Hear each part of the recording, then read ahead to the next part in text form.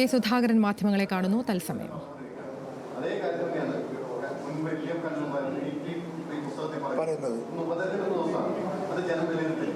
ഉറപ്പായിട്ട് നല്ല ദിവസം അത് വന്നത്.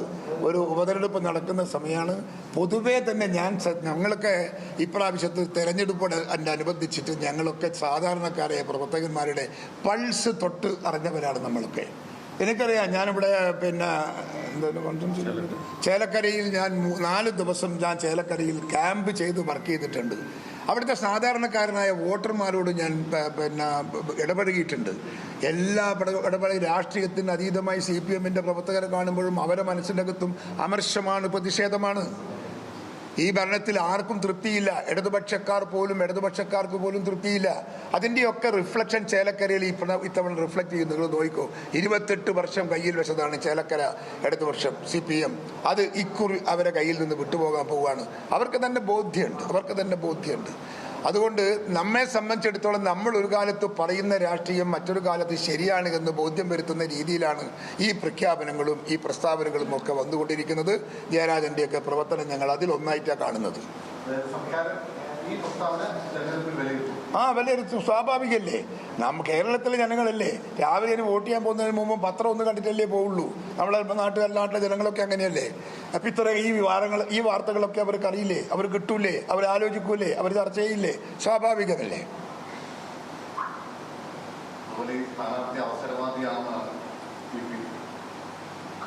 ഏത് സ്ഥാനാർത്ഥി? സരിൻ, അത് പറഞ്ഞല്ലോ ഞാൻ. സരിൻ അവസരവാദ സ്ഥാനാർത്ഥിയാണ്. 2 ദിവസം മുമ്പ് CPM-ന്റെ മുഖ്യമന്ത്രിക്കെതിരായി അതിരൂക്ഷമായി വിമർശിച്ചിട്ട് സോഷ്യൽ മീഡിയയിൽ എഴുതിയ ഒരാളെ പിടിച്ചിട്ട് സ്ഥാനാർത്ഥിയാക്കി. ചിഹ്നം കൊടുത്തൂല, സ്ഥാനാർത്ഥിയാക്കുകയും ചെയ്തു. എന്നിട്ട് ഒരു മണ്ണിനും പുണ്ണിനും കൊള്ളാത്ത ആണോ പെണ്ണോ എന്ന് തിരിയാത്ത രീതിയിൽ അദ്ദേഹത്തെ മാറ്റിയെടുത്തത് എന്തിനാണ് എന്ന് എനിക്കറിയില്ല. CPM-ന്റെ ആളുകൾക്ക് അവിടെ അമർശമുണ്ട്. ഞാൻ ചോദിക്കുന്നു, പാലക്കാട് പാർട്ടി CPM-ന് വേണ്ടി രാവ് പകൽ അധ്വാനിച്ച എത്രയോ നേതാക്കന്മാരില്ലേ? എത്ര പേരുണ്ട്? അത്രയും ആളുകളെ മനസ്സിനകത്ത് വികാരം ഉണ്ടാവില്ല, സ്വാഭാവികല്ലേ. ഞങ്ങളൊക്കെ ഇവിടെ ഉണ്ടായിട്ടും ഇന്നലെ വന്നവനെ കൂട്ടിക്കൊണ്ടുവന്നിട്ട് അവനെ മത്സരിപ്പിച്ചു എന്ന് പറഞ്ഞാൽ എത്ര പാർട്ടി പ്രവർത്തകന്മാർ അത് സ്വാഗതം ചെയ്യുമെന്ന് നിങ്ങൾ ഓർക്കണം.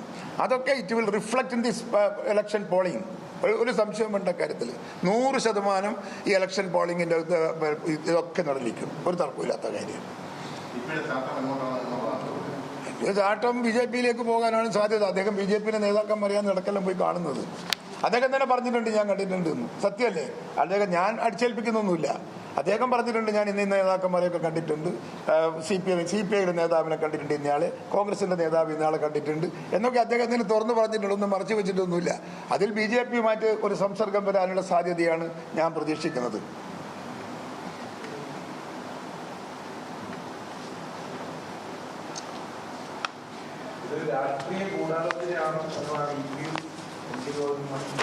ആര് നടത്തിയ രാഷ്ട്രീയ ഗൂഢാലോചന?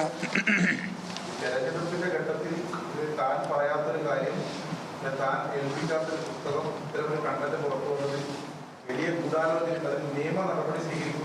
പിന്നെ നിയമ നടപടി സ്വീകരിച്ചിട്ട് ആളുകളെ അങ്ങ് ഒലത്തിക്കളയും.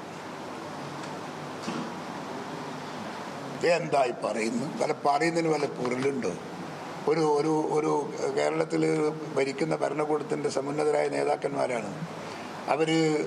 ഇതുപോലുള്ള ശുദ്ധ സംബന്ധവും കളവും പറയാന്ന് പറയുന്നത് ഒരു നേതൃത്വത്തിന് ഒരിക്കലും യോജിച്ചതല്ല. ഏത് പാർട്ടി ആയിക്കോട്ടെ, പറയുന്നതിലും പ്രവർത്തിക്കുന്നതിലും ഇത്തിരി സത്യസന്ധത ഏത് നേതാവിനുണ്ടാണ്. ജനങ്ങളുമായി മിങ്കിൾ ചെയ്യുന്ന ഒരു വ്യക്തിത്വമാണ് ഈ സ്ഥാനാർത്ഥി നേതാക്കന്മാർ.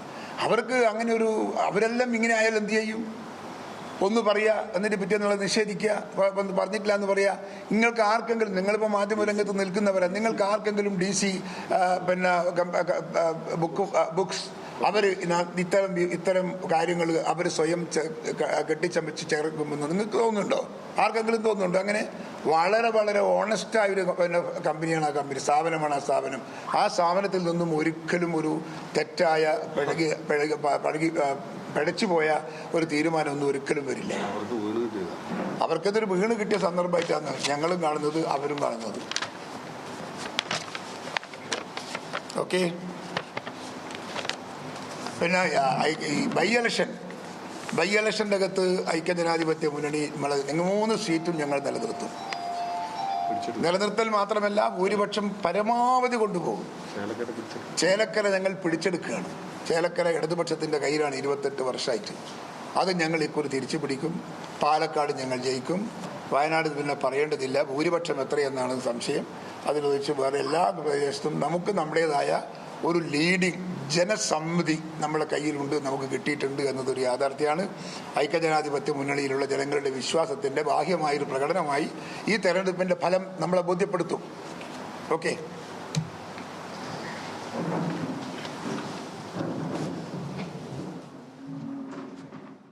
പി ജയരാജന്റെ ആത്മകഥയുമായി ബന്ധപ്പെട്ടുമൊപ്പം ഉപതെരഞ്ഞെടുപ്പുമായി ബന്ധപ്പെട്ടുമാണ് കെ സുധാകരൻ പ്രതികരിച്ചത്.